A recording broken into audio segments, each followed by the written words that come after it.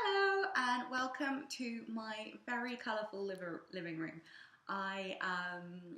We bought this house a year and a half ago, and we have spent the last year and a half like ripping down walls, ripping down ceilings, rewiring, ripping off all this disgusting plasterboard or paneling, and just seeing what's behind it and what we can do.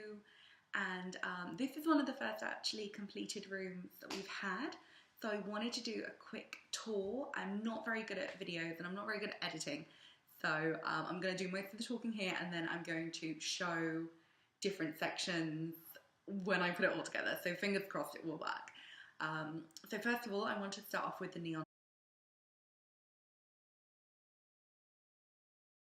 light. I just really had this vision that I wanted a neon light in the room. And I looked around and I toyed with the idea of kind of making my own bespoke one with a company, or buying one that was ready made. And a lot of the ones that were ready made felt a bit cheap and fashiony. They were kind of like about 30 to 50 pounds. They were kind of like just a heart or just a watermelon. They felt very now, and they didn't feel very chic, and they felt a little bit young and teenagery. So I kind of avoided them. I ended up going with one from a company called Love Inc, which is not on the high street, and it says we should hang something cool here, which I thought was really fun. And I love the reference to artwork because my degree is actually in fine art, and I thought, yeah, that's really cool. I really like it. That's the one I want. And I think it was about £500. I love it. I think it's really cool. And also we had discovered behind all this disgusting paneling, we actually have a brick wall. So we painted that brick wall bright pink, and I thought, yeah, let's have a neon sign and an exposed brick wall and go for that. So just underneath the, I keep looking at my neon sign, just underneath the neon sign, we've got a sideboard, which is an old Ferguson record player, which is within a sideboard.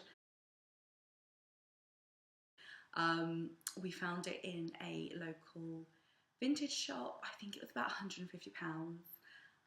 It was actually working and playing the music off it when we found it, so I thought that's great. And it actually works, which is quite rare. A lot of these things don't still work. It's got a little wear and tear with it, but you know, I think it's 1950s, 1960s, something like that. And it's great condition. I love it. I think it's really cool. Such a good investment. If I ever get bored of it, I know I can sell it for that or more. And on top of it, we put some porcelain cacti, which the bigger one was from a local design store. I will try and find the link. And then the smaller ones, I've got set 3, 2 over there and 1 over there, which you'll see later. And they were 3 for £15 from IKEA.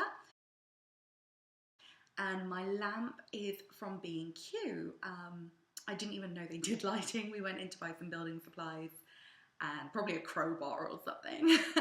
And I saw it and it was like £9, and I was like, I'm having it. We live in a building site, but I'm having that because when the room's done, I think it'll look really cool. I love the shade of pink. Just thought it was a great design. I thought, yeah, that's really, my friend is doing something weird. I thought that's a great piece. So that's what's over there. And then further on in the room, we've got another big sideboard. This is again vintage, but it's much bigger. We got it on eBay. I think my boyfriend found it. He paid a little bit more for it. It was about £300. They used to be really cheap, and they've recently become very fashionable and therefore quite expensive. But even though it was £300, I think in West Elm they're more like £500, £600. So we still made a good saving on it, and I love the fact that it's vintage. Vintage all the way for me.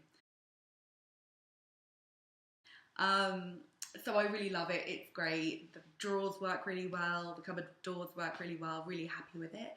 On top we put like an egg timer, which I just thought was really fun, really cool design piece. And then we've got a tea set and a lamp. The lamp is from Feather and Black. I will try and remember to link it below. On the other side we have just some books piled up because this is gonna be like kind of quite a sociable area for like friends and guests who want to come and stay. So I wanted them to kind of be able to pick up a book and just have a flick through, either coffee table books or some kind of funny and blighted books, just that you can kind of pick up and whip through and have some fun with. Also, a lot of people seem to comment on my lemon vase, which I got from George at Asda. It was actually part of a campaign for a blog post, but I think it's like £16 or something.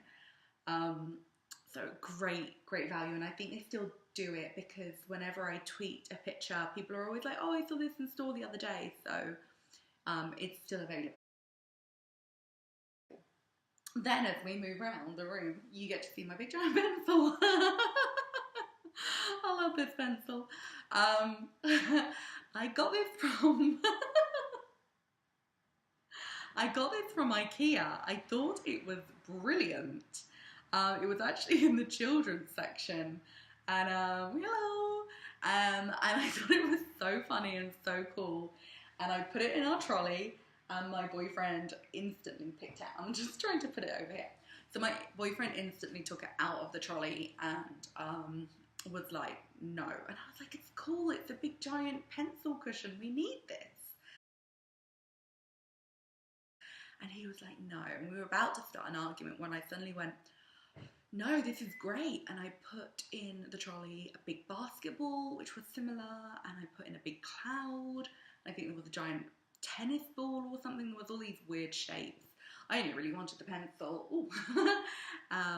And eventually we kind of settled on, can I just have one? And he said, yes. So of course I put back the other ones and kept the pencil because the pencil was the only one I wanted. But that is generally my technique for anything that I want that's a bit weird. And my boyfriend says no. I go bigger, and then we compromise on smaller version, which is generally the one I wanted anyway, which is exactly what we did with the walls. See how they're yellow and pink? Originally, I said to him that I wanted each wall a different colour of pastel, and he said no. So I said, okay, we'll do 2 walls pink, 2 walls yellow. And he said, okay, that sounds like a good idea. So now everybody asks me, like, how did you convince your boyfriend? And I was like, easily. I have a method. So that's a good story. And then our sofa we actually got from Malta York. We got it on sale. It was like 70% off. It is the most comfortable thing in the world. And I accessorized it with cushions from Next, which I'm super happy with. But yeah, that's kind of the room in a nutshell. We've got we've got a vintage coffee table from IKEA. I've got some cute coffee table books from like Coach. Got a blanket from Bowden, which is yellow and grey. I wanted everything in here to kind of have a very clean, fresh, fun, modern feel. So while we've got vintage, we've also got a lot of new stuff. While we've got a lot of pinks and yellows, we've also got a lot of greys, just to kind of offset it. I didn't want it to be too young, and I didn't want it to be too childish, but I definitely wanted it to be like really colourful and really fun. So we've tried to kind of really mix the colours with the more kind of grown-up creams and greys, and then we've tried to make all the objects in here quite designy. Like we've got the egg timer, we've got some really chic lamps, really like elegant tea sets, so it kind of mixes the kind of the young and the fun with also being quite elegant, hopefully. Oh, and also another thing, you can probably see the radiator in the corner. I hate radiators, I think they're really ugly. So we decided to spend a little bit more and get vintage style radiators. We got them from B&Q. They just look quite good. Hopefully you will like the room, and if you have any questions on where anything's from, please do ask. I'm more than happy to share any information, and I hope you like my colourful little room. Thank you very much. Bye.